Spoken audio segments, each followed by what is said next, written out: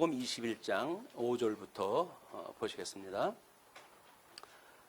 어떤 사람들이 성전을 가리켜 그 아름다운 돌과 헌물로 꾸민 것을 말하매 예수께서 이르시되 너희 보는 이것들이 날이 이르면 돌 하나도 돌 위에 남지 않고 다 무너뜨려지리라.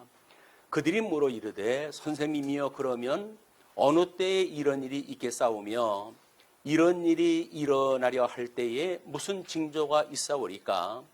이르시되 미혹을 받지 않도록 주의하라. 많은 사람이 내 이름으로 와서 이르되 내가 그러하여 하매 때가 가까이 왔다 하겠으나 그들을 따르지 말라. 난리와 소요의 소문을 들을 때에 두려워하지 말라. 이 일이 먼저 있어야 하되 끝은 곧 되지 아니하리라. 오늘이 우리 주보에 소개된 대로 사순절 다섯째 주일로 되어져 있고 고난 주간으로 해가지고 한 주간 이제 보내게 됩니다. 우리 주님의 돌아가심을 기억하는 일인데 우리 주제하고 너무 어울리는 그런 그 진도가 돼가지고 오늘은 38절까지 다 말씀을 드려야 될 것 같아요. 이제 주보에 우리가 소개됐던 대로 천국 백성, 권세, 징조에 대한 교훈을 통해 가지고 백성들을 통해 가지고 하나님 나라가 어떻게 성장하는지에 대한 걸 쭉 소개하는 내용인데 그 중에 이제 그 징조에 대한 그 교훈 목차를 보시게 되면 지금 누가는 하나님의 나라의 성장에 대해서 증거를 하는 내용이라고 그랬어요. 그런데 이 표적을 원하는 유대인들은 끊임없이 예수님한테 표적을 보이라고 손을 벌리고 그랬는데 예수님께서는 요나의 표적밖에는 보일 것이 없다고 그러셨죠. 그 요나의 표적, 구약 성경에 보여줬던 요나의 표적이 실체적으로 어떻게 이루어지는가를 구체적으로 보여주는 것이 예수 그리스도의 십자가 사건이에요. 그러니까 예수 그리스도의 십자가 사건은 위로는 하나님을 사랑하고 이웃을 내 몸같이 사랑하라고 했던 율법의 대강령, 이거를 손수 이루시는 일이기 때문에 예수님의 이 죽으심에 대한 예고는 아픈 사랑에 대한 이야기입니다. 얼마나 아픈지 몰라요. 예수님의 사랑은 당신이 십자가에 못 박아 죽는 사랑을 지금 이야기를 하는 거거든요. 거기서 우리가 예수 그리스도의 사랑을 깨닫지 못한다고 한다면, 하나님의 사랑의 섭리를 깨닫지 못한다고 한다면 하나님의 독생자 예수를 미워하실 까닭이 있겠습니까? 그렇지 않단 말이에요. 그럼 사랑하는 독생자를 왜 십자가에 못 박아 죽는 데까지 내어주시는가? 그것이 하나님의 그 택한 백성들을 향하신 사랑의 징표예요. 징표. 내가 너희를 이렇게 사랑해. 내 아들 독생자까지도 죽게 할 만큼 너희들을 사랑한다. 그래서 우리가 어떤 환경에 처해 있든지 이것이 이번 성경 공부를 통해 가지고 우리 주님께서 요한복음 13장 34절에 그러죠. 새 계명을 너희에게 주노니 서로 사랑하라. 내가 너희를 사랑한 것 같이 너희도 서로 사랑하라, 이렇게 이야기를 해요. 그러면 이제 그 사랑을 깨달은 사람들이 사랑을 하며 살아가는 것이 주님의 몸이 되는 교회 아닙니까? 그러니까 그 사랑이라고 하는 그거는 뭔가 이렇게 좋은 그림이 그려지는 것이 사랑이 아닙니다. 지금 이렇게 팬데믹이라고 하는 전무후무한 사건으로 인해 가지고 온 성도가 모일 수 없는 환경을 주신 것, 하나님이 우리를 향하신 극진하신 사랑을 보여주는 장면이에요. 그걸 놓치게 되면 우리는 이러실 수가 있어? 하나님이 내가 하나님 앞에 어떻게 했는데 이럴 수가 있어? 한국교회가 하나님 앞에 얼마나 그렇게 충성을 하고 전도를 갖다 해서 한국의 전 국토가 복음화가 되어지고 그러는데 하나님이 어째 이런 일을 하신단 말이냐, 이런 하나님의 의도하고는 전혀 상관없는 걱정을 우리가 하고 살아가는 거예요. 우리가 아이를 출산할 때 그 엄마는 엄청난 상고를 통해 가지고 그 아기를 분만하게 됩니다. 사랑의 징표예요. 사랑의 징표. 사랑하지 않는 아이를 어떻게 우리가 출산할 수가 있나요? 그냥 사랑한다라고 하는 그 이야기는 아픔이 동반되어졌을 때 우리는 사랑의 진솔 맛을 봐요. 그런데 그냥 겉으로만 이렇게 멀겋게 되어진 것, 그걸 보고 우리가 사랑을 이야기한다면 이제 우리 예수님 오고 예루살렘 바깥으로 나갔을 때 그 성전의 화려한 모습을 보고 예수님 앞에 자랑하는 제자들하고 다를 게 아무것도 없다는 거예요. 예수님 폼나지 않습니까? 그 이야기 아닙니까? 그 성전 뭐에 대한 이야기예요, 결국은. 예수님이 하나님의 임재하심, 그걸 통해 가지고 예수 그리스도의 구속의 역사가 온 성전에 지금 보여주는 그림인데, 사람들은 예수 그리스도를 볼 생각은 안 하고 그렇게 허물로 꾸민 아름다운 성전을 보고 그걸 뽑다는 거예요. 우리 성도님들도 그럴지 모르죠. 교회에 삐까번쩍한 뭐 수천 명이 모이는 이런 화려한 예배당을 봤을 때 우리는 하나님이 우리를 사랑한다고 착각을 하는지 몰라요.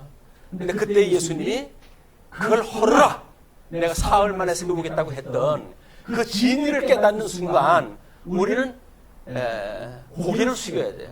내가 지금 뭔 짓을 한 거지? 내가 예수를 믿었나 그동안? 그것이 아니라 세상의 화려한 걸 믿고 세속주의에 내가 이렇게 빠져가지고 예수를 믿고 살았던 건 아닌가?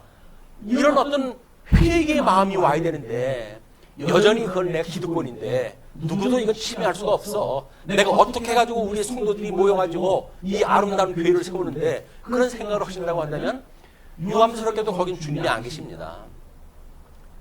이걸 우리가 이제 우리 삶에서도 마찬가지라는 거예요. 그래서 그렇게 했을 때 요한복음 13장 35절에서 너희가 서로 사랑하면 이로써 모든 사람이 너희가 내 제자인 줄 안다고 그랬는데, 사랑을 하는 거예요. 우리가 사랑을 하는 거예요.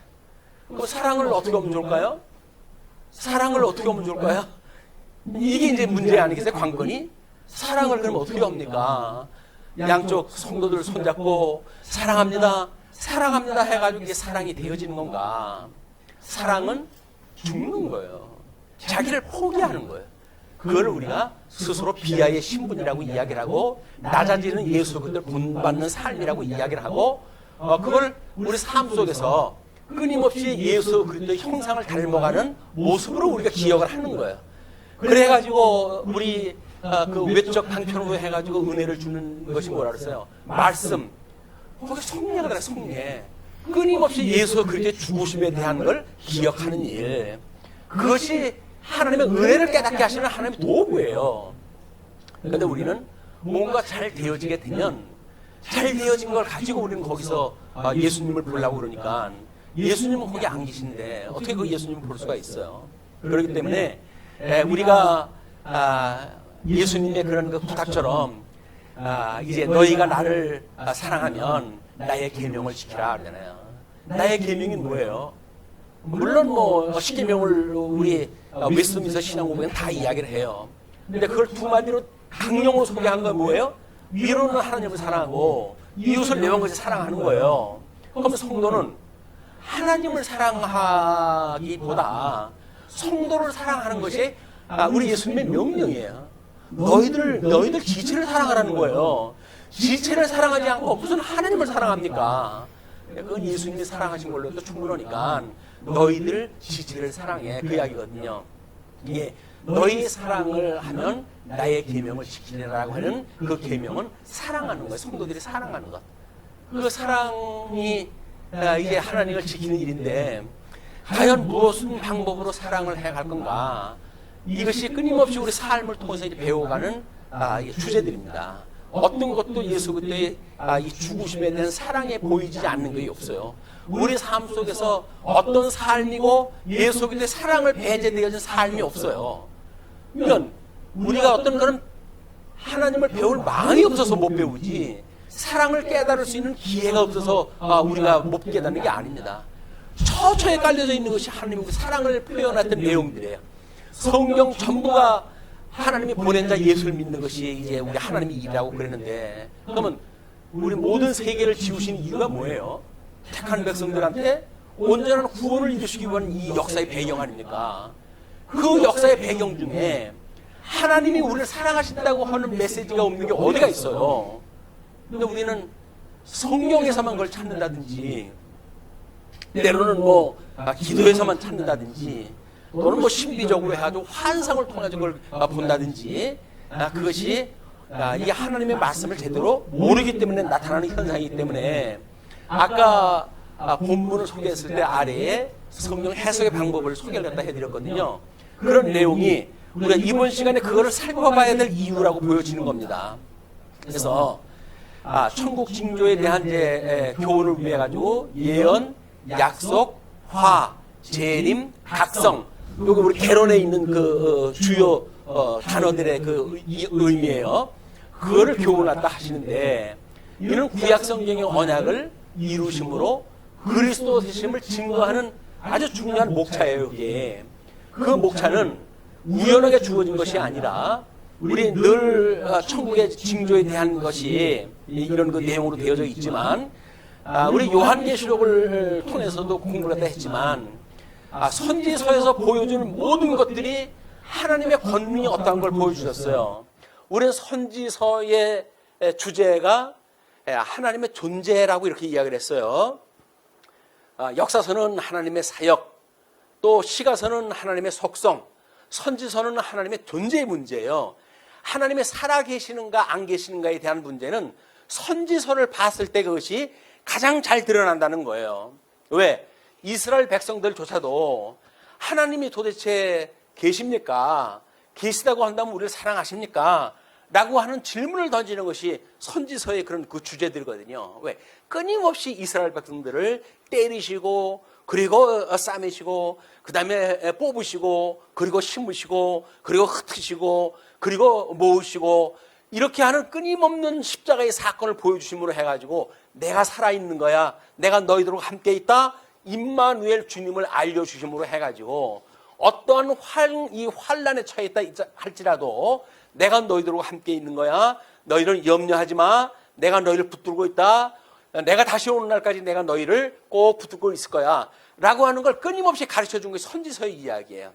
그것이 일곱 인을 통해 가지고 우리가 확인을 했다 했고, 그 다음에 이제 일곱 나팔 재앙을 통해 보여준 것은 끊임없이 주님의 몸된 교회에 어떤 환란이 임하는가에 대한 모습 아니에요.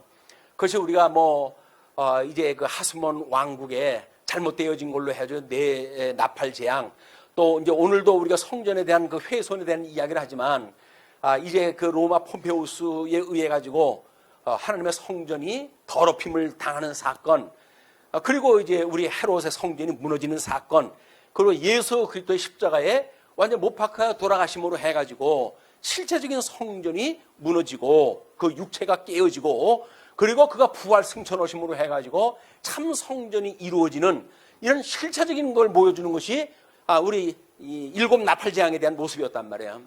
그 일곱 나팔 재앙은 물론 이제 마태복음 24장에서 전부 소개했던 내용들을 되어져 있는데 오늘은 누가복음에 소개되었던 내용도 성경 이 마태복음에서 소개한 거는 다르지만 다를 바가 없어요. 다 똑같은 거예요. 그러나 우리 하나님께서는 동형 보복법으로 인해 가지고 3분의 1의 이제 재앙을 이 사단한테 맡겼는데 4분의 1 재앙을 맡겼는데 나팔 재앙에서 3분의 1을 갖다가 핍박을 갖다 하지 않습니까?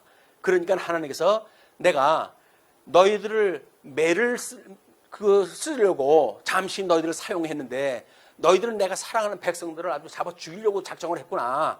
너희들은 내가 우리 백성들의 모든 죄값을 너한테 돌릴 거야 라고 해가지고 멸절시키는 것이 일곱 이 대접재앙이란 말이에요.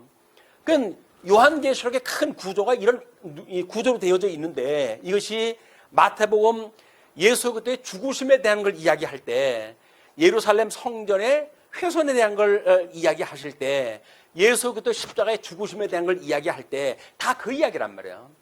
그러면 주님의 몸된 교회가 이런 그 과정을 통해 가지고 무너진다고 했으니까 종말에 대한 그 예언을 우리 이제 본문을 읽었던 겁니다. 거기에서 유혹론적인 해석을 이제 이것이 우리 기독교 교리 역사라고 하는 책에서 이제 발췌되어진 내용인데 그 원리에 있어서는 성경 본문의 내용에 역사적 의미를 부여하는 것으로서 성경은 뭐 이런 그 해석 방법이 나타나기도 전서부터 다 공부를 했잖아요. 그걸 성경은 그냥 읽었지요. 성경이 주어졌으니까. 문자적으로 읽고 그 뜻이 뭔지를 모르기 때문에 보통 그 중세에서는 이거를 자기네들 나름대로의 어떤 그 그림을 가지고 설명을 다 한 거예요. 그런데 객관적인 근거가 없잖아요. 그렇기 때문에 이 역사적인 의미를 부여하는 것으로 성경의 내용들이 기록된 한 시기에 국한되지 않고 앞으로 다가올 미래적인 어떤 것의 유형 혹은 예표가 된다고 믿는 것이다. 그냥 이제 구약 성경을 사도서 행전에서는 구약 성경만 가지고 예수가 그리스도라고 증거를 했다 했잖아요. 그 구약 성경을 가지고도 예수 그리스도 증거되어지니까 그 예수 그리스도를 증거하는 방식이 이런 타입이라고 하는 걸 통해 가지고 이미 소개가 되어졌다는 거예요. 그냥 구약 성경을 보고 신약 성경을 이야기를 하는데 여기서 이제 이렇게 이야기를 합니다. 그러므로 어떤 유리한 지점에서 관찰하였을 때 성경은 심오한 차원으로 이해할 수가 있다. 이 해석 방법은 역사에 대한 하나님의 계획과 일치하는 것으로 보았으며 역사는 창조 때부터 최후 심판까지 그리스도 예수 안에서 그 절정을 이루는 것으로 보았다. 그게 십자가의 도라고 봤단 말이에요. 그래서 우리 예수님을 메시아를 언약하고 그다음에 오신 메시아를 증거하는 신약 성경하고 그 중심에 이제 예수님의 십자가가 있기 때문에 유형론적 해석 이전에는 예수 그리스도를 구약 성경에 견해해서 이해를 했지만 그냥 구약 성경만 보고 메시아가 오면 이렇게 되어질 거야 라고 하는 걸 그들은 상상을 했어요. 대망사상을 가지고 믿었단 말이에요. 그렇게 했지만은 유형론적 해석으로 말미암아 구약 성경을 예수 그리스도 안에서 완성된다는 각도로 재해석하게 되어졌다. 이게 메타 성경 신학에서 이야기하고 있는 또는 언약 성취사적 성경 개론을 주장하는 이런 성경 개성의 엄청난 의미가 거기에 있는 겁니다. 그렇기 때문에 이제 유형론적 해석은 근본적으로 문자적 해석에 가깝지만 알레고리적 해석과 많은 부분 겹치기도 한다. 그 알레고리적 해석이라고 하는 것이 은유적 방법으로의 해석인데 이렇게 역사적 해석이 개입하기 전에 로마 교회에서는 그거 위주로 설명을 했다 했어요. 그들은 특별히 이제 그런 그 철학적인 사고에 의해 가지고 만들어진 걸 가지고 말씀을 증거했기 때문에 종교 개혁자들이 종교 개혁을 완성할 때 오직 성경으로 가야 된다라고 이야기를 하면서 성경 기록의 역사적 배경 뭐 이런 걸 중심으로 해가지고 전부 그걸 객관적인 근거에 의해 설명했단 말이에요. 아무데나 갖다 붙이지 말라 그 이야기죠. 객관적인 근거가 있어야 된다는 이야기였어요. 그런 걸 이야기를 했는데 자 이제 우리는 그렇게 해서 그런 이걸 타입이라고 이야기를 했잖아요. 여기서 보여주는 그 그림을 타입이라고 이야기를 했는데 모세 오경 그다음에 우리 구약 성경의 역사서에서 이루어진 내용들 물론 그 역사서를 배경으로 해가지고 시가서 선지서의 배경이 역사서의 배경으로 되어져 있기 때문에 그렇게 되어져 있고 그리고 복음서 그리고 복음서에 이어가지고 주변 몸된 교회 서신서를 통해 가지고 어떻게 보여주는지 이게 전부 타입이 같은 거예요. 우리들이 이야기했을 때 이거를 우리 믿음의 선배들이 성경 해석을 어떻게 보고자 했는가 여기까지는 그들이 그림을 그려내지 못했어요. 그러나 종교 우리 성경 신학이 재창이 되어지고 언약과 성취라고 하는 그것이 모형으로 되어져 있기 때문에 모세 오경에서 구약 성경 역사서로 또는 복음서에서 서신서로 그것이 묶어가지고 우리 구약 성경은 신약 성경으로 이거 전부 확인이 되어진단 말이에요. 우리 지금 십자가를 중심으로 해가지고 여기에서 신정적인 정치를 통했던 모세의 그런 그 섭리 역사가 결국 왕정 정치를 통한 이스라엘 나라를 통해서 성취가 되지 않습니까? 그 다음에 예수님이 지상 사역을 통해서 언약하셨던 것은 천상 사역을 통해 가지고 성령을 보내 가지고 성취하시는 사건이란 말이에요. 그러니까 주님의 몸된 교회에서 이런 모종의 역사가 일어나는 건 전부 성령께서 하시는 역사고 그 성령께서 하시는 역사는 결국 우리 하늘 보좌 위에 계신 예수 그리스도의 천상 사역이란 말이에요. 주님이 함께 계신 거예요. 지금 임마누엘 주님이 우리와 함께 계시단 말이에요. 그런데 주어지는 환경만 보고 그 배면에 있는 주님이 보이지 않는다고 한다면 하나님께서 우리의 눈을 가려놔서 그래요. 하나님 앞에 우리가 기도를 갖다 하고 우리 귀에 할례를 받고 마음에 할례를 받게 해서 그 눈에 보이지 않는 하나님, 신령한 나라에 계셨던 그 주님을 볼 수만 있다고 한다면 우리는 주님의 사랑을 절절히 우리가 지켜볼 수가 있단 말이에요. 뭐 이걸 주님의 몸된 교회에 모여서 얼굴을 마주보고 강론을 갖다 하고 그 강론을 듣고 서로 아름다운 교제가 나눠지고 얼마나 좋겠습니까? 그런데 하나님께서 잡으신 이런 전염병이라고 하는 이 전무후무한 사건을 지금 섭리를 갖다 해 가시는 거 아니겠어요? 그건 의미가 있겠죠. 그거는 뭐 우리 그 7 나팔 재앙을 갖다 보냈던 것도 하나님께서 그들을 갖다 붙들고 계시는 은혜를 깨닫게 하시는 일이었었고, 그러나 끝내 내가 너희를 원수 다 갚아 줄 거야 라고 이야기했던 것처럼 우리는 소망을 갖게 된단 말이에요. 짧게는 빨리 팬데믹 사건이 끝났으면 좋겠다. 너무 어렵다. 이게 빨리 끝났으면 좋겠다. 그건 단기적인 우리의 소망이에요. 더 그걸 한 발짝 더 가면 어떻게 돼요?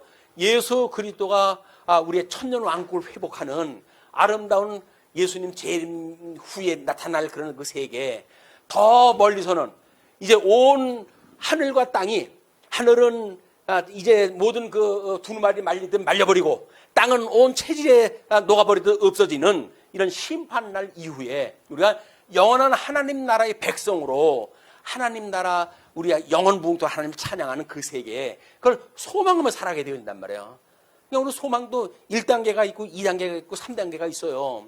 1단계가 제일 어려운 현실의 문제니까 왜 힘이 안 됩니까? 몸이 아프고 몸이 힘든데 왜 힘이 안 들겠어요? 근데 그것만 가지고 극복이 안 된단 말이에요.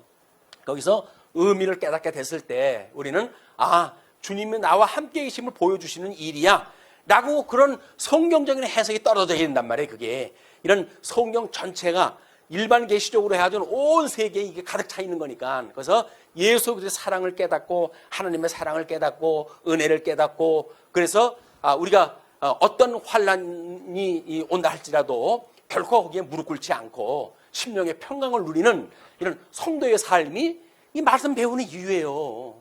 말씀은 이렇게 잘 배워놓고 걱정은 걱정대로 하게 되면 따로 돌아다니는 거예요, 이게. 그래서 전인적으로 예수님이 돌아가신다는 이야기는 그 예수님이 몸이 지금 죽는다는 이야기인데, 우리들의 몸도 마찬가지죠. 우리 지어져가는 성전이에요. 지어져가는 성전이라고 한다면 우리 육체적인 소욕으로 인해 가지고 지금 우리가 골치 아픈 거거든요.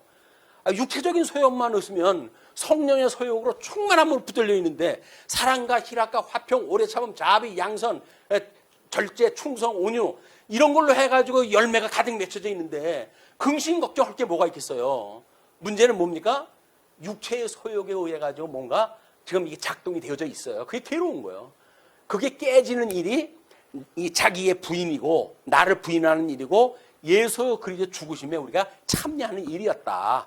세례를 다시 기억하고, 그리고 우리 이 성찬을 통해 가지고 예수 그리스도의 죽으심을 기억하는 이 일이야말로 외적 방편인 거예요. 은혜를 깨닫게 되어지는.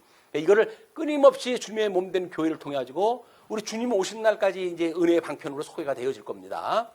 그래서 그것이 쓸데없는 그런 어떤 형식적인 걸로 치부하는 것은 신령한 세계가 안 보이기 때문에 그러는 거예요.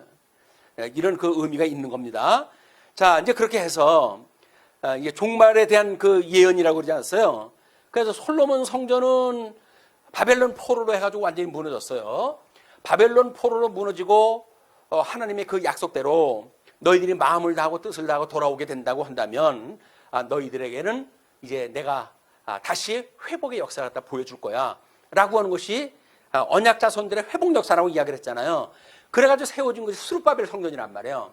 그 스룹바벨 성전이 이루어진 다니엘서의 예언을 보니까는 1290일 동안 환난을 당하고 거기에서 45일이 지난 자는 복이 있을 것이다 이렇게 이야기를 했는데, 아닌 게 아니라 마카비 왕조 때에 이런 고난이 있는 가운데 그 환난이 끝나고 45일이 지나가지고 성전 수전하는 사건이 벌어졌잖아요. 요한복음에서 성전을 깨끗게 하는 작업이 벌어졌단 말이에요. 그러므로 해가지고 다니엘서 예언은 수르바벨 성전에 그 무너졌던 걸로 해가지고 회복이 되어진 거예요. 그거는 이걸 요한계시록까지 끌고 가면 안 된단 말이에요. 왜? 우리 해석이 뭐라 그랬어요? 타입이라고 해요. 타입. 그걸 왜 거기까지 끌고 가요? 거기까지 끌고 갈 거면 주님께서 그때 설명을 하시겠지. 이것이 성경 해석의 원리를 이렇게 믿음의 선배들이 어떻게 봤는지를 무시하고 보는 방법 때문에 이것이 아직도 고집을 부리고 그렇게 본단 말이에요. 자, 그런데 이제 헤롯 성전이 거짓 행전입니다. 이 헤롯은 거짓 왕이라고 얘기하겠어요. 육지에서 오른 짐승이에요. 그렇기 때문에 이제 그 이둠의 출신인 헤롯에 의해 가지고 성전이 중수가 되어지는데 그 성전에 대한 것이 우리 요한계시록의 11장 3절을 보게 되면 두째 번 화를 소개할 때입니다. 그때에 1260일을 예언할 것이다 이렇게 이야기를 해요. 그럼 주 70년의 성전이 무너질 때 성전이 얼마나 무너지는 일이 이제 그 아주 유대인을 포함해 가지고 기독교인까지 대대적으로 핍박을 받는 기간이 이제 그때가 소개가 되어지는 거예요. 물론 뭐 서론적으로 해가지고는 네로 황제의 핍박으로부터 시작이 되어졌지만 그 핍박으로 시작되어졌던 일들이 결국은 이제 우리 그 헤롯 성전이 무너짐으로 해가지고 주 70년 완전히 무너짐으로 해가지고 그때 뭐 디도 장군이라고 이렇게 성경에 나와져 있는데 그 디도 장군에 의해 가지고 완전히 무너지는 것이 돌 위에 돌 하나가 남지 않게끔 하겠다. 예수님이 그 말씀하셨잖아요. 아까 5절서부터 9절까지 이야기했을 때 너희들이 이렇게 멋있다고 봐? 내가 싹 쓸어버릴 거야? 라고 이야기하셨잖아요. 모든 역사가 다 그렇단 말이에요. 우리가 애지중지하고 예수님보다 하나님보다 더 귀하게 여기고 있으면 하나님이 싹 쓸어버려요. 그거를. 왜? 내가 너를 사랑하는데 쓸데없는 거 사랑하면 어떡하냐. 그냥 너희 탐심은 곧 우상숭배야 라고 하는 이유가 그거란 말이에요. 우상숭배가 다른 데 있는 것이 아니라 뭐 불상을 만들어 놓은 것이 우상숭배 그런 게 아니에요. 탐심이야, 탐심. 하나님이 우리를 사랑해가지고 제일 좋은 길로 지금 인도해 가고 있는데 왠지 불만이야. 왜? 내 생각대로 안 됐거든. 그냥 그거는 내 생각대로 안 되는 게 다행이라고 생각을 해야 돼요, 우리가.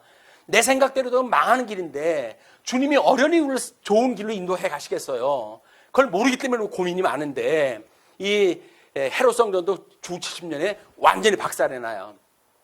예수님께서 이제 그거를 겨울에 오지 않도록 그렇게 이야기해라 이제 기도를 하라고 이야기를 하거든요. 그런데 수르바벨 성전이 무너질 적에는 한겨울에 이게 벌어졌어요. 그 이스라엘 그 택한 백성들이 그걸 피하면서 얼마나 날이 추워가지고 고생을 하는지 몰라요. 그냥 주님이 겨울에 그 일이 오지 않도록 기도해라 이렇게 이야기를 했거든요.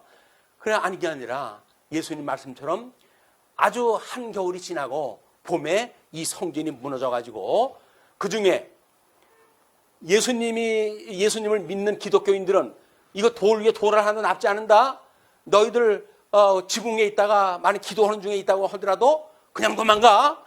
뭐 옷을 갖다 가지려고 뒤돌아본다든지 그러면 안 돼. 라고 하는 걸로 그들이 교육을 받았거든요.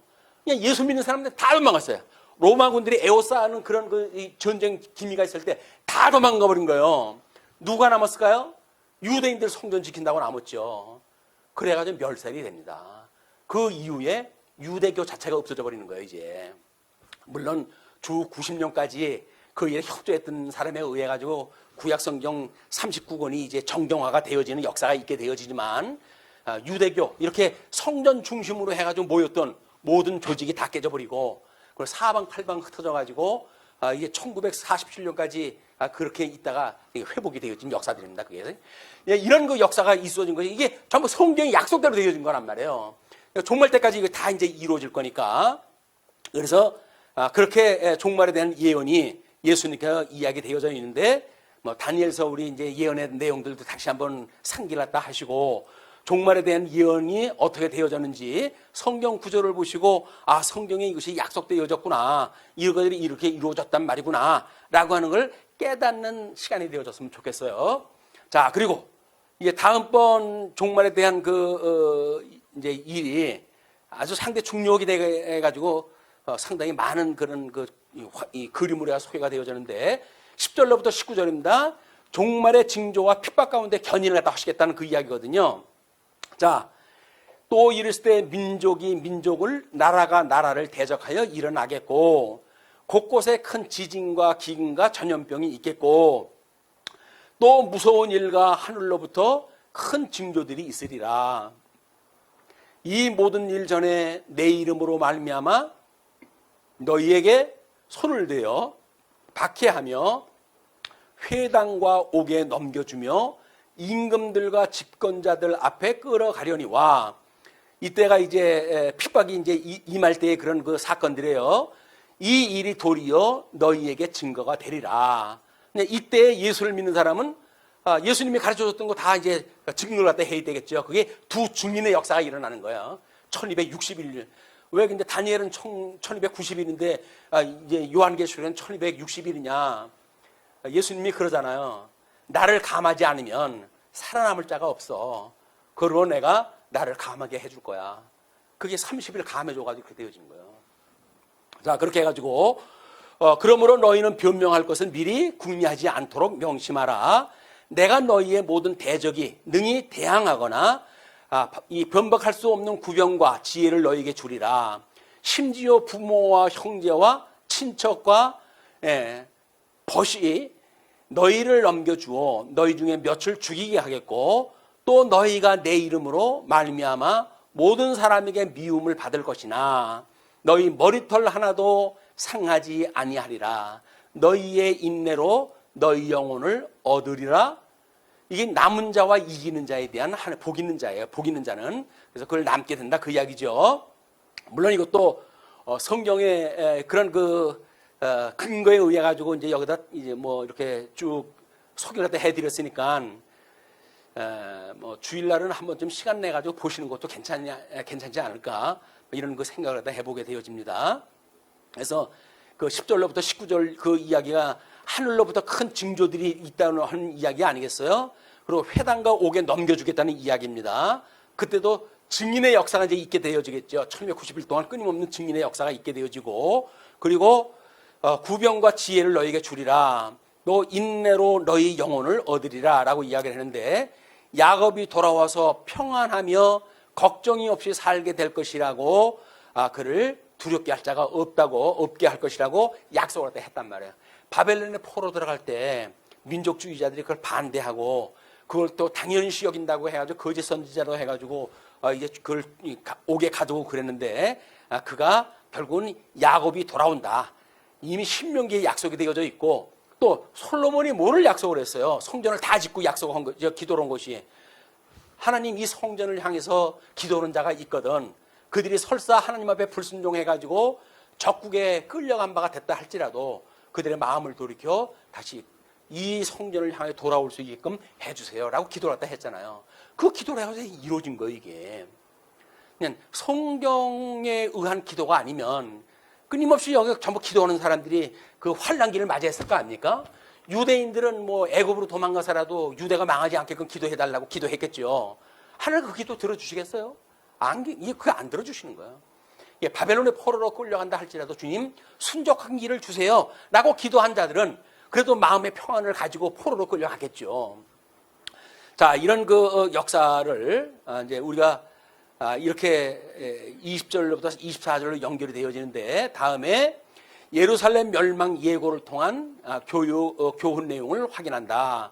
앞에서 확인한 내용을 상기하자. 이제 여태껏 이야기를 했던 걸 누가복음 21장 22절을 보게 되면 그 날들은 기록된 모든 것을 이루는 징벌의 날이니라. 그 날에는 아이벤 자들과 젖먹이는 자들에게 화가 있으리라. 왜? 도망가기가 어려우니까. 이는 땅의 큰 환난과 이 백성에게 진노가 있겠음이로라. 그들이 칼날의 죽임을 당하며 모든 이방에 사로잡혀 가겠고 예루살렘은 이방인의 때가 차기까지 이방인들에게 밟히리라. 성전이 주 70년 이후 완전히 멸절되어지고 이런 그 지경을 당한다는 게 되어져 있어요. 요한복음 11장 13절에서는 그때의 큰 지진이 나서 성 10분의 1이 무너지고 지진에 죽은 사람이 7천이라. 그 남은 자들이 두려워하여 영광을 하늘의 하나님께 돌리더라. 둘째 화는 지나갔으나 뭐라? 셋째 화가 속히 이르로다. 그래가지고 예수님이 실제적으로 죽으시는 그 셋째 화가 쭉 소개가 되어지는 겁니다. 성전이 무너진 걸로 보게 되면 둘째 화가 뒤에겠죠. 왜? 예수님은 주 30년, 33년에 십자가에 죽으셨으니까 그 예수님이 십자가에 죽으실 때에 휘장이 위로부터 아래로 갈라짐으로 해가지고 모든 성전 기능이 무너뜨려 놓은 것은 예수 그때 죽으심으로 나타나는 현상이거든요. 근데 정말 그 성전이 무너진 거는 주 70년에 무너지니까 요한계시록을 역사적인 순서로 보면 보이지 않아요. 화라고 하는 그거를 이렇게 모형적인 화를 먼저 앞에다 두고 실체적인 화를 나중에 두는 이런 타입에 의한 해석을 봤을 때 그런 해석이 가능하고, 그런 그 해석으로 인해 가지고 요한계시록이 오히려 우리한테는 소망의 이기는 자에게 주는 위로의 말씀으로가 받게 되어지는 것이다. 자, 20절로부터 24절 예루살렘 멸망 예고를 통한 교훈이거든요. 너희가 예루살렘이 군대들에게 에워싸이는 것을 보거든 그 멸망이 가까운 줄을 알라. 그때 유대에 있는 자들은 산으로 도망할 것이며 성내에 있는 자들은 나갈 것이며 촌에 있는 자들은 그리로 들어가지 말지니라. 성이 무너지니까 그러는 거예요. 성이 무너져가지고 그걸 에워싸고, 심지어 뭐 요한계시록 이야기할 때 말씀을 드린 바가 있지만 그 뭐 마리아라고 하는 여인의 예화가 나오는데 자기 아이를 삶아 먹어요. 어떡합니까? 사님의 거미줄 칠 수는 없고 살아야 될 거 아니에요. 그러니까 자기 아이를 삶아가지고 그걸 인육을 갖다 먹는 이런 아주 비참한 역사가 예루살렘 멸망의 역사예요. 우리는 성경 구절로 보니까 아유 대단했대 그때 뭐 이런 남의 이야기 듣듯 보잖아요. 남의 이야기 듣듯 볼 수밖에 없는 거는 이미 역사적으로 너무 멀리 있고 시간적으로도 너무 오래전 이야기예요. 그래서 성경대로 보지 않는 사람이 많은 이런 시대에 그걸 성경의 내용만 가지고도 우리가 이런 아픈 사건 이렇게 볼 수 있는 시대는 이미 아닙니다. 그거는 그냥 고난이라고 하는 거를 이야기하는 것이고 뭐 이렇게 가지고 해석하는 자들에 의해 가지고 별게 아니런 걸로 이제 치부가 되어지잖아요. 네, 그렇지는 않습니다. 네, 그런 거는 예수 그리스도와 십자가에 못 박아 죽으신다라고 하는 그걸 보여주는 장면이기 때문에 얼마나 끔찍한 건지 몰라요. 아니 하나님이 당신이 사랑하는 독생자를 보내주셔가지고 그 십자가에 못이 박혀가지고 그를 9시간에 가까운 그 피를 갖다 조금씩 흘러가면서 서서히 죽어가는 그런 그 장면을 모든 사람으로 보게 하시는 하나님이 무슨 그런 거에 어떤 취미가 있으신 분입니까? 사람들 환란 속에다 두가지고 그걸로 쾌감을 얻으시는 분인가요? 그래서 당신의 아들까지도 그렇게 죽으시는 걸 보시고 뭔가 쾌감을 느끼십니까? 아닌 거예요. 당신의 마음이에요. 그게 마음 상태. 내가 얼마나 아픈지, 너희들이 나를 갖다 배반하고 불순종하고 우상을 섬길 때 나의 심정이 얼마나 애가 타는지 몰라 라고 했던 그 심정을 표현이라고, 심정의 표현. 그런다고 한다면 예수 그리스도의 죽음의 역사는 우리의 삶을 끊임없이 돌아봐야 될 그런 그 이야기들이다. 이걸 볼 수가 있는 거죠. 그래서 열왕기하 이제 25장이 선민국가 유수의 장면들로 소개가 되어져 있는데 거기에도 1절로 12절까지 예루살렘 이 함락과 파괴에 대한 모습이 소개가 되어져 있고, 그 다음에 성전 기구의 약탈이 소개가 되어져 있고, 남왕조 백성들의 살육에 대한 것이 소개가 되어져 있고, 바벨론의 정책, 백성들의 대응, 또 남왕조 간의 여호와긴의 추록, 이걸로 해가지고 그 끝으로 치닫는. 그래서 첫째 번 그 십자가의 사건, 두 번째 십자가의 사건, 세 번째 십자가 사건을 끊임없이 예고를 하다 했잖아요. 그 예고를 끊임없이 예수님이 3번씩이나 했는데도 제자들은 언제 그런 일이 생겨요? 언제 그런 일이 생겨요? 내가 예루살렘 가면 이제 이방인 손에 넘겨져서 나는 십자가에 못 박혀야 되겠고 사흘 만에 내가 부활한다고 그렇게 일러줬는데 딴소리 하고 있는 거예요. 다른 소리 하고 있는 거예요. 언제 그런 일이 있어요? 그 징조가 어떻게 생겼어요? 아니 예수님이 십자가에 못 박아 죽으신다니까요. 하나님의 아들로 오셨던 예수님이 그 피조물 인간들에 의해 가지고 참탈한 그런 그 모습을 갖다 당한다는데 무슨 일이 생겨요? 그게 더 큽니까? 이 피조물로 되어져 있는 세상이 더 중요합니까? 그거 다 없어져도 영원히 계실 분은 우리 주님인데 그 주님이 어떠한 분인가를 우리가 기억하는 일은 너무너무 중요하다. 이렇게 이제 생각을 하셔서 이번 이제 뭐 마지막 주일이 고난 주간으로 지키는데 이 고난 주간은 좀 더 정말 우리 예수 그리스도의 십자가의 사건을 기억하는 그런 그 주일이 됐으면 좋겠어요. 자, 그렇게 해가지고 우리 성전 헤롯, 성전 회파에 대한 아마 그런 그 이야기를 이제 그 21장 멸망이 가까이 온 줄로 알아. 산으로 도망을 갖다 가라. 징벌이 날이다 이게. 백성에게 진노가 있겠다. 그리고 이방인들에게 밟힌다. 라고 하는 내용을 전부 이야기를 했던 거예요. 그를 성경, 구약 성경을 통해 가지고 증거를 여러 가지로 소개를 갖다 해드렸으니까 그렇게 보셨으면 좋겠습니다.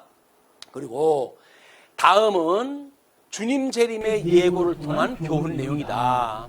이는 사도행전 1장에서 약속되었고 계시록 19장에서 성취되는 모습이 소개되었다.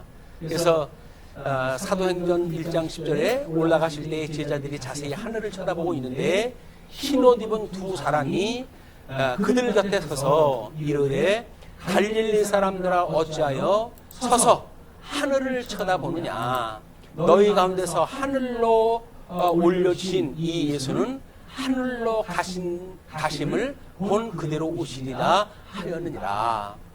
그래서 예수님이 구름 타고 오신다고 이제 요한계시록 이야기를 하니까 그걸 비웃는 해석학자들이 그래요. 예수님이 소로공입니까? 그렇게 하면서 구름 타고 오신다고 그러니까 그래가지고 이제 비아냥 거래요. 하나님의 그 말씀, 문자적으로 소개되어져 있는 내용을 그렇게 비아냥거린단 말이에요. 그러니까 문자주의를 아무런 그런 의도가 없이 성경을 믿지 않는, 성경이 무하다, 하나님의 말씀이 영감으로 되어져 있기 때문에 1.1핵이라도 더하거나 감할 수 없을 만큼 완전한 무결한 성경이다 라고 하는 것을 비우는 자들이 요즘 양산되어지고 있는 거예요. 그걸 뭘 성경을 그렇게 보냐. 그냥 그렇다는 뜻으로만 보면 되지. 라고 하는 자들도 경계하다 해야 된다. 하나님 말씀은 이건 살아있는 하나님의 말씀이기 때문에 이걸 무시할 수가 없는 거예요. 그래서 우리가 그 문자에 이게 배면에 있는 의미가 무엇인가를 깨닫는 걸 도구로 써야지. 문자가 기본적인 텍스트인데 그게 무너지게 되면 모든 신앙은 다 무너져요. 이스라엘 백성들을 하나님께서 유지시킬 때 애굽에다 400년 동안 집어넣어가지고 언약자손을 만들어내시잖아요. 그리고 구약성경을 완성을 시키십니다. 구약성경을 완성시키시고 어떻게 해요? 400년 동안이나 그들이 중간기 동안에 다른 나라에 그런 주권을 상실한 나라의 백성으로 하나님 섭리했다 하시는 거예요. 뭐가 남아요? 문자밖에 남은 게 없어요. 400년 동안에 그들의 문화가 뭐가 남깁니까? 그들의 신앙이 뭐가 제대로 만들어집니까? 아무것도 없어요. 남는다는 건 오직 텍스트밖에 남는 게 없어요. 근데 우리가 지켜야 될 거는 성경이라면 성경. 이거는 손대지 마. 이렇게 이야기가 나와야지. 해석 안 된다고 해가지고 성경 자기 맘대로 뜯어고치고 이러면 안 되는 거예요. 우리가 무슨 뜻인지를 모르게 되면 그 뜻을 깨닫게 해달라고 주님 앞에 우리가 고백을 해야지. 쓸데없이 그걸 뜯어고치고 뭐 이렇게 가지고 하는 건 아니다. 그래서 제일 1차적으로 문법적 해석이 있고, 두 번째 역사적인 해석을 하고, 세 번째 이런 교의적인 해석을 하게 되어지고, 우리의 입장에서는 지금 교의신학 입장에서 어떻게 적용을 하다 하는가 라고 하는 문제까지 함께 어울려가지고 연구를 하고 있는데, 우리는 이제 이 실천신학이라고 하는 걸 따로 독립을 시켜가지고 익힌 공부의 장면을 우리가 공부를 하겠다고 이야기를 하고 있잖아요. 하나님께서 우리의 이론을 통해서 배운 공부를 통해가지고 주님이 어떠한 분인가 충분히 깨닫게 하시게 되면, 그다음에 그를 익힌 공부, 우리 삶을 통해서 끊임없이 우리를 익힌 공부를 통해가지고 학습을 시켜가신다. 그래서 우리가 그 체험신앙이 체험신앙. 예수님의 사랑을 깨닫지 않고 다른 사람을 사랑한다는 이야기는 거짓말이에요. 예수 그도 나를 위해서 돌아가셨다고 하는 이 절박한 사랑에 대한 걸 우리가 감각적으로 깨닫지를 못하고 다른 사람은 어떻게 사랑을 합니까? 우리가 다른 사람을 사랑한다는 이야기는 십자가의 도를 깨닫는 마음으로 해가지고 이루어지는 일들이기 때문에 이건 끊임없는 익힌 공부를 통해 이루어지는 일들이다. 주님 오시는 그날까지 익힌 공부는 계속 되어질 거예요. 물론 배운 공부도 계속 돼야 되겠죠. 그러나 우리가 어느 정도 이론 공부라고 하는 거는 뭐 이런 형식을 통해서 배워지니까, 그러나 삶이라고 하는 거는 뭐 큰 자나 작은 자나 하루 24시간 안에 꼬박 주잖아요. 배부른 자나 배가 고픈 자나 24시간 꼬박 주잖아요. 그 이야기는 뭐예요? 공부한 거예요. 하나님이 우리를 익힌 공부를 하다 해가시는 역사는 성경을 많이 알든 적게 알든 하루 24시간을 통해서 교육시켜 하신다. 익힌 공부 실습 시간입니다. 실습 시간을 그냥 어떤 그 의미 없는 역사로 이어지 않고 정말 하나님이 나를 사랑하신다고 하는 것을 이 모습 저 모습으로 깨닫게 하신 이다 라고 하는 걸 깨달아서 어려운 환경이 닥친다 할지라도 우리는 그 주님을 만나야죠. 그 주님을 만나게 되면 주님이 우리를 갖다 보고 얼굴을 보고 알듯이 우리 주님이 어떤 분인가를 깨닫고 알게 되어지기 때문에 주님이 어떤 분인지 내가 아는데 온전히 알게 될 때까지 우리 익힌 공부를 다 해가실 거거든요. 그때까지 우리는 주님을 마주보는 일들은 성령을 통해서 또 확인했다 하고 우리 삶을 통해 가지고 주님을 갖다 배우는 일이 계속되어졌으면 좋겠습니다. 그래서 계시록 19장 11절에 또 내가 하늘이 열린 것을 보니 보라 백마와 그것을 탄 자가 있으니 그 이름은 충신과 진실이라. 그가 공의로 심판하며 싸우더라. 그는 불꽃 같고 그 머리에는 많은 관들이 있고 또 이름 쓴 것이 하나가 있으니 자기밖에 아는 자가 없고 또 그 피가 뿌린 옷을 입었는데 그 이름은 하나님의 말씀이라 칭하더라. 하늘에 있는 군대들이 희고 깨끗한 세마포 옷을 입고 백마를 타고 그를 따르더라.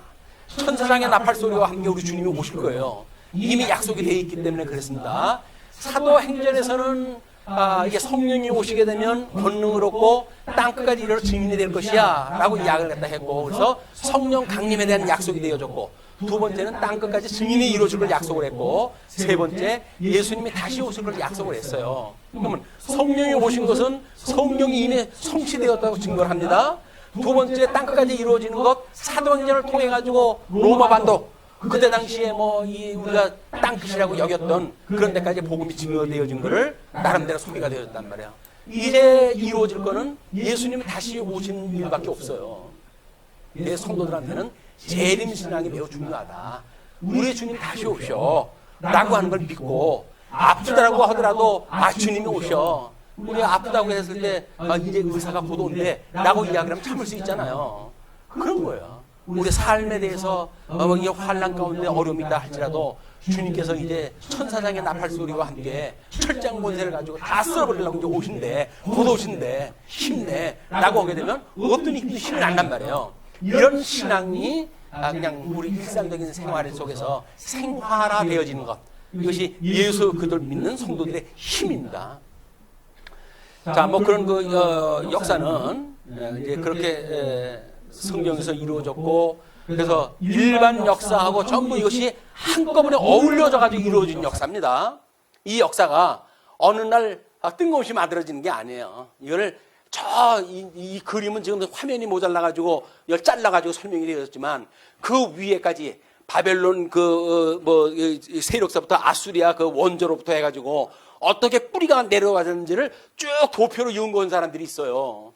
그거에 의해 가지고 이 요한계시록의 배경만 제가 잘라가지고 이걸 소개를 갖다 한 거거든요. 그러니까는 지금 셋째 화에 대한 거는 여기에서 지금 소개가 되어지는 파르티아 제국이라고 하는 그로부터 해가지고 이제 북방에서부터 오는 그런 것이 소개가 되어지고 있기 때문에 성경 해석하기 상당히 어려워요, 이제 그게. 근데 우리는 이런 역사적 배경을 통해 가지고 소개를 갖다 하니까 그냥 역사대로 우리 설명을 하면 되는 거예요. 그래서 요한계시록이 별 무리 없이 우리가 마무리가 됐던 그런 것이 경험이 있습니다. 그래서 이거는 이게 로마 셋째 화는 예수 그리스도의 십자가의 사건을 통해 가지고 이루어지는 것, 이걸로 쭉 소개가 되어지고 있습니다. 물론 실체적인 거기 때문에 예루살렘 멸망 이후에도 이건 계속 되어지겠죠.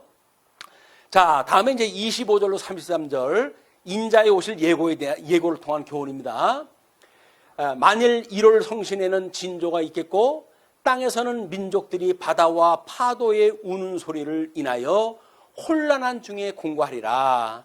사람들이 세상에 임할 일을 생각하고 무서워함으로 기절하리니 이는 하늘의 권능들이 흔들리겠습니다. 그때에 사람들이 인자가 구름을 타고 능력과 큰 영광으로 오는 것을 보리라. 이런 일이 되기를 시작하거든 일어나 머리를 들라. 너희 구속이 가까웠느니라 하시더라. 이에 비유로 이르시되 무화과 나무와 모든 나무를 보라. 싹이 나면 너희가 보고 여름이 가까운 줄 자연히 아나니. 일반 자연적인 역사, 일반적인 그런 계시의 이 사건들 이런 걸 보고 너희들이 자연히 아는 것과 같이 싹이 나면 너희가 보고 여름이 가까운 줄을 자연히 아나니, 이와 같이 너희가 이런 일이 나는 것을 보거든 하나님의 나라가 가까운 줄을 알라. 내가 너희에게 말하노니 이 세대가 지나가기 전에 이 모든 일이 다 이루리라. 천지는 없어지겠으나 내 말은 없어지지 아니하리라. 그래서 요한계시록 제 끝장에 가게 되면 하나님의 말씀을 더하거나 감하지 말라고 하는 명령이 나머져 있는 거예요. 그런데 이 세대가 그거 다 본다고 그러지 않았어요? 1차적으로는 70년에 무너지는 거예요. 그게 목도하는 것이. 그러나 만약에 2차적으로 해가지고는 성경이 계시되어져 있으니까 1차적으로 해서 예루살렘 망가지는 걸 보니까 2차로 해가지고 이 재림 때 이런 일이 있어지겠구나 라고 하는 걸 우리가 알 수가 있는 겁니다. 그래서 환란에 대한 걸 이야기할 때 마태복음도 그랬지만은 예루살렘 멸망에 대한 것과 세상 종말에 대한 걸 나란히 설명이 되어져요. 이거를 어디를 잘라내느냐에 따라서 예루살렘에 대한 멸망의 사건이냐 아니면 우주적 종말에 대한 사건이냐, 이 두 가지를 나눠볼 수가 있기 때문에 이런 타입에 대한 감각이 있어야 우리가 그걸 볼 수가 있다. 자, 그것도 이제 구약 성경이 다 약속되어졌던 겁니다. 그래서 나중에 요한계시록에 보게 되면 이제 우리 예수님이 오시게 되면 재림 역사가 있게 되잖아요. 그렇게 되어지게 되면 천년 왕국이 회복되어진다는 거예요. 근데 이사야서는 뭐라 그래요? 천년 왕국에 대한 거를 그때 독사의 굴에 어린아이가 손을 넣겠고 사자가 풀을 먹겠고 이렇게 이야기를 해요. 그 이야기가 뭐예요? 문자적으로는 그렇게 표현이 되어져 있어요. 그럼 그 이야기가 뭐예요? 에덴 동산에서 어떤 일이 벌어졌죠? 하나님께서 에덴을 창설하시고 우리 아담을 그쪽으로 인도를 갖다 해드리시니까 아담이 모든 짐승들의 이름을 짓잖아요. 그럼 뭐예요? 아담이 통치를 갖다 하는 거예요, 그게. 그런데 저주 때문에 이 저주 세상에 우리가 전부 빠져나오는 바람에 짐승들하고 짐승들이 사람도 물어 죽이고 하는 웃지 못할 일들이 벌어졌고, 영이 죽어가지고 죽었던 하나님을 믿지 않는 죽은 영들, 그 죽은 영들이 성도들을 갖다가 핍박을 하다 하는 역사가 있게 되어진단 말이에요. 그러나 그런 것이 하나님이 어떻게 통치를 했다 하느냐, 회복되어지는 회복의 역사가 어떠하냐라고 하는 것을, 그런 동물 통치, 구약 성경에는 아담한테 이제 생육하고 번성하고 땅의 모든 걸 이제 다스리라고 이야기를 했잖아요. 그때 다스리라는 이야기는 뭐예요? 하나님이 만들어놓은 짐승들이다. 그 이야기는 흙으로 만들어진 모든 걸 통찰하는 이야기이기 때문에 우리가 좀 더 그 범위를 넓히게 되면 뭡니까? 나중에 심판날 다 없애버릴 이 천하계의 이 사건들은 하나님께서 우리에게 관리하라고 주신 거예요, 이게. 그걸 이제 우리 주님께서 직접 만왕의 왕이 내가지고 통치를 다 하시는 걸 보여주시게 되는 겁니다. 자, 이제 인자가 오실 예고를 했을 때 큰 영광으로 오는 것을 보리라고 이야기를 하잖아요. 그러면 누가복음에서는 왜 구름을 타고 오신다고 그랬겠어요? 근데 그걸 갖다 비웃으면 되겠어요? 하나님이 지금 구름 타고 오신다고 그러는데 손오공이냐? 예수님이 손오공이냐라고 해가지고 비웃으면 하나님 비웃는 거지, 하나님 말씀 비웃는다고 한다면. 근데 그것이 영광의 모습으로 오신다는 이야기다라고 이야기를 하잖아요. 영광으로 오신다는 건 따로 또 써놨어요. 그건 뭐예요 도대체? 시간과 공간을 초월하시는 분이 오실 때에 1차적으로 보여주는 거는 구름이 껴가지고 잘 안 보여요. 구름으로 안 보인다는 이야기는 뭡니까? 믿지 않고 보는 사람들은 그 구름 뒤에 걸 보겠죠. 그렇지 않은 사람들은 구름 때문에 보이질 않는다니까요.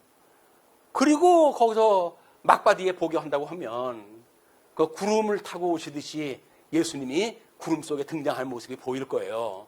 그러니까 차원에 대한 문제, 깊이의 문제에 대한, 넓이에 대한 문제, 이런 걸로 가지고 우리가 이런 의미를 깨닫지 못하게 되면 성경만 쓸데없는 성경이라고 이야기를 했다 하는 이런 무지막지한 일들이 벌어지게 되어 있는데, 신학적 난동입니다. 그거는 하나님의 나라가 가까이 온 줄 알아, 이렇게 이야기했을 때 우리 이사야서에서는 그걸 이제 가까이 계실 때에 그를 부르라 이렇게 했어요.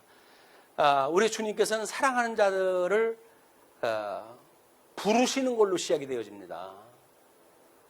그래서 우리는 구원의 서정을 이야기할 때 소명으로부터 설명이 돼요. 소명. 하나님은 구약 성경에도 보면 아브라함을 부르셔요. 아브라함아, 아브라함아. 이사가, 이사가. 야곱아, 야곱아. 이스라엘 12아들 다 부르고 모세야, 모세야 불러요. 하나님의 이름을 갖다 부르는 그 사랑하는 자들은 전부 하나님 불러가지고 세우셔요. 그러면 우리는 특별히 계신 성경이 아니라고 해가지고 우리 부모님이 지어줬다고 해가지고 주님께서 우리는 너는 네 부모가 부른 이름으로 안 부를 거야 라고 해서 별명 부를 거야. 마찬가지예요. 죽음 가운데 있었던 우리를 불러내실 때 하나님께서는 사랑하는 덕성아 내가 너를 부르노니 일어나라. 나사로야 나오너라 라고 이야기했던 주님께서 덕성아 정신 차려라 라고 함으로 해가지고 우리가 깨달음이 있게 되어지는 거란 말이에요. 주님이 우리를 다 부르시는 걸 우리가 얼마나 기쁨으로 듣는지 모르죠. 환경을 주셔가지고 사랑하는 덕성아 덕성아 하는데도 불구하고 귀찮게 왜 자꾸 불러요 나 지금 바쁜데 라고 이야기한다면 그 주님 사모하는 일이 아니죠. 주님이 우리를 얼마나 사랑하시는지는 끊임없이 주님이 우리를 부르는 호명의 때, 그런 그 때를 우리가 기억하는 일이 매우 중요하다. 그것도 익힌 공부를 통해 가지고 그걸 우리가 느껴야 돼요. 번뜩 성경을 공부하는데 강론을 듣는데 번뜩 주님 저 부르셨어요? 라고 우리가 반문을 갖다 할 정도가 돼야 그래 이게 뜻이 뭔지 알겠지? 라고 이야기를 하게 되면 그렇군요. 그냥 주마등처럼 지나가는 말씀이 아니라 어느 날 아예 귀에 꽂히는 말씀이 되어져 가지고 우리로 하여금 한 단계 성장하게 되어지는 기회가 되어진단 말이에요. 그게 말씀에 대한 체험이에요. 말씀을 통해서 공부할 때 깨달음의 역사가 있고 이런 그 일들이다. 뭐 전반적인 건 우리가 하나님 언약대로 다 이루시고 알 수는 있겠죠. 그러나 과정적인 말씀을 공부할 때 뭐 때로는 성경을 읽다가도 불현듯 감동을 주시기도 하고 그때 주님께서 우리를 부르시는 거예요. 그때 깨달음을 주는 그 말씀을 깊이 묵상을 할 이유가 있다. 그래서 그거를 메모로 남겨놓고 묵상을 하다 하고 의미가 뭔지 우리가 확인하다 하는 이런 대처가 이제 필요할 것 같습니다. 익힌 공부에서. 그래서 이제 인자의 오실 예고에 대한 거를 구약 예루살렘 상태에서도 이렇게 이야기했다 하셨듯이 예수님의 예언이 이렇게 이루어진다. 그래서 전 민족적으로 유대인들이 거절했던 메시아를 호산나 찬송하며 그분의 절대 권위를 승인할 것이며 이건 우리 스가랴서에서도 이야기가 되어져 있고 로마서에서도 이야기되어진 내용입니다. 그로 인해 선민의 영광스러운 지위를 다시 회복하게 될 것이다. 그것이 우리 지어져가는 성전으로서 성장할 때마다 매듭이 되어져 가지고 우리가 그 말씀을 기본으로 해가지고 한 단계 업그레이드가 되고 업그레이드 되고 라고 하는 우리의 성장을 맛볼 수가 있게 되어질 거라고 보여집니다. 자, 끝으로 깨어 있을 것에 대한 교훈 내용이 이제 확인합니다. 주님은 죽으신 후에 부활하시고 승천하심으로 제사직을 통해 속죄 사역을 완성하신다. 다음 주일은 고난주간으로 보내게 되고 4월 첫 주는 부활주일로 지나게 된다. 누가복음의 진도와 진행을 할 수 있어서 감사한다. 제가 일부러 계획한 건 아니에요. 하다 보니까 이렇게 됐어요. 그렇게 됐기 때문에 이게 22장 내용이 엄청나게 깁니다. 그거 다 묶어가지고 고난주간에 다 할 거예요. 다음에 22장도 마찬가지로 엄청나게 길어요. 그것도 마찬가지로 부활주일 마찬가지로 마칠 거예요. 라고 해가지고 우리 누가복음의 모든 내용들은 2021년 하나님이 이런 어떤 절기를 통해 가지고 깨닫는 일반 역사하고 특별 계시하고 맞물리는 몸을 갖다 주셨다고 하는 것을 감동으로 생각할 수 있는 그런 기회로 삼고자 합니다. 자, 그래서 주님은 승천하셔서 하나님 보호자 우편에 좌정하시고 우리를 위해 중보기도를 하신다. 주님 앞에서 고난주간에 대한 의미와 부활의 소망을 기다리는 가운데 함께 깨어있기를 바란다. 그 얘기는 뭡니까? 한 주간의 고난주간이라고 한 것이, 그래서 우리가 사순절 동안은 우리가 지키지 못했다고 하더라도 고난주간 한 주 동안만은 예수 그리스도의 죽으심에 대한 걸 우리가 묵상하는 이런 그 시간들이 되었으면 좋겠다. 그런 그 이야기입니다. 그래서 고난주간에 실로 예수 그리스도의 죽으심에 대한 것을 우리가 그렇게 깨달은 바를 줌으로 됐든 어떻게 됐든 우리 카페가 됐든 SNS 상이 됐든 그래서 그렇게 우리 고난주간에 깨달은 바를 서로 소개하고 교제가 되어지는 아름다운 시간이 되어졌으면 좋겠습니다. 자, 끝으로 그래서 성경을 읽습니다. 34절로 38절까지입니다. 너희는 스스로 조심하라. 이건 이제 재림할 것까지 다 약속을 하신 거예요. 이제 그 동안에 기다리고 있을 사람들에 대한 이야기입니다. 너희는 스스로 조심하라. 그렇지 않으면 방탕함과 술 취함과 생활의 염려로 마음이 둔하여지고 뜻밖의 그날이 덫과 같이 너희에게 임하리라. 이 날은 온 지구상에 거하는 모든 사람에게 임하리라. 이러므로 너희는 장차 올리 모든 일을 능히 피하고 인자 앞에 서도록 항상 기도하며 깨어 있으라 하시니라. 성도가 깨어 있으라는 이야기는 그 이야기예요. 그래서 우리가 이렇게 하나님 말씀으로 끊임없이 공부하고 더욱 신앙에 정진하는 그런 그 일들은 깨어 있기 위한 절차들입니다. 그게 과정이고. 그렇기 때문에 그냥 뭐 기능적으로 해가지고 이거 하면 됐어, 뭐 연보했으면 됐어, 출석했으면 됐어 라고는 행위에 끝나지는 않는다. 끊임없이 우리 중심을 보시는 주님께서는 우리 그런 그 마음을 헤아리시니까 그래 깨달았으면 좋겠다는 생각이 듭니다. 그리고 예수께서 낮이면 성전에서 가르치시고, 예수님은 본을 보여주시는 거예요. 어떻게 했는지. 낮이면 성전에서 가르치시고 밤이면 나가 감람원이라 하는 산에서 쉬시니 모든 백성이 그 말씀을 들으려고 이른 아침에 성전에 나아가더라. 자, 우리는 예수님은 성전을 나가서 가르쳤어요. 그럼 우리는 뭐로 하라고요? 증인의 역할을 하래요. 증인의 역할. 우리 이웃에 사랑하는 사람이 있습니까? 예수님 믿는 거 소개해 주는 것, 사랑하는 사람들이 하는 일이에요. 뭐 특별한 사람들이 하는 것이 아니라 뭐 SNS상에 올리는 것도 좋고 뭐 여러 가지 방법이 있겠죠.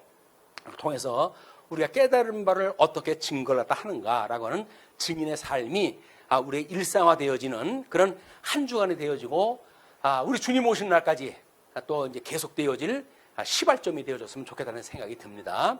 물론 이것도 구약성경에서 전부 언약되어진 내용, 약속으로 되어져 있는 모습들이고 그거대로 해가지고 깨어있는 것을 이야기를 하는 거예요. 그래서 바벨론의 포로로 끌려갔다 할지라도 그들이 끊임없이 다니엘 같은 경우는 하루에 3차례씩 성전을 향해 가지고 기도를 했다고 그러지 않았어요. 그런 그 기도를 하는 게 들어주셔가지고 결국은 이스라엘 백성들이 돌아오게 되어졌는데, 마찬가지로 우리의 그 기도, 아무리 미력한 우리들의 기도일지라도 주님께서 우리들의 그 기도를 성전 아래로부터 하늘나라로 헌양하시는 그 기도의 내용들이 마지막 날 우리를 우리 예수님 오시고 또 하나님 나라가 이루어지고 하는 모든 역사가 이루어진다고 하는 그런 의미를 두고, 그것이 그냥 부질없는 일이 아니다. 예수님이 하시는 그 일에 우리가 나도 그 일 같이 했구나 라고 하는 공감을 느낄 수 있는 것, 이게 중요한 거예요. 허다못해 한강에 다리 하나 만들어 놓는 것도 지나가는 사람마다 내가 지었다고 그런다네. 이 자리 내가 만들었어. 물론 그 참여를 갖다 했어요, 그 사람이. 그게 자부심이란 말이에요. 내가 이 한강 대교를 갖다 할 때 내가 이거 일했어 라고 했던 자부심이란 말이에요. 말씀운동 서원교회, 하나님의 뜻을 따라서 지금 아름다운 교회를 갖다 만들어가는 일, 자부심인 거예요. 물론 이 성령께서 해가실 일이죠. 또 우리 주님께서 해가신 일이에요. 그러나 미력한 나의 이 작은 손길을 통해 가지고 주님께서 우리를 동참케 하셨구나, 이것이 우리의 감격이 됐으면 좋겠다.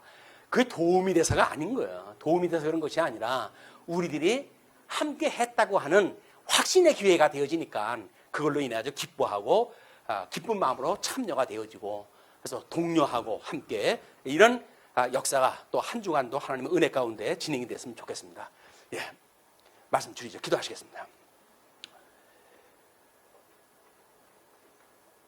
예, 자비로우신 우리 하나님 아버지, 은혜를 감사합니다. 하나님이 저희들이 무엇인데 이 놀라우신 은혜를 깨닫게 하시기 위하여 죽었던 우리를 살리시고 예수 그리스도로 인하여 인침을 받게 하셔서 우리 성령님의 감동을 늘 받게 하시고 그 가운데 살아가게 하시는 우리 하나님 아버지, 은혜를 감사하고 감사합니다. 하오나 때가 너무나 어둡고 어두운 이때에 살아가는 저희들 마음도 많은 부분이 어두움에 갇혀져 있는 경우가 많습니다. 저희들 불쌍히 여기셔서 저희들 깨어 근신할 수 있는 마음을 허락하여 주시길 빕니다. 오히려 우리들에게 이런 어려운 환경이 우리 하나님의 은혜를 깨달을 수 있는 좋은 기회가 되어지고 하나님을 찬양하는 이런 우리 지혜와 총명으로 가득 찰 수 있도록 함께하여 주시옵소서. 이 선한 일을 위해서 말씀으로, 기도로 또는 연보로 또는 받은 은사를 따라서 섬기는 손길 위에 우리 주님 크신 은총이 늘 함께하시길 빕니다. 선한 일을 하는데 결코 방해받지 않도록 주께서 붙드시고 지켜주시옵소서. 그리고 우리 늘 다시 만날 때마다 우리 하나님의 은혜 가운데 장중 안에 있음을 확인할 수 있는 이런 우리 체험의 신앙을 주님께서 허락하여 주시길 비옵고 우리를 구원하신 우리 주 예수 그리스도 이름으로 기도합나이다. 아멘.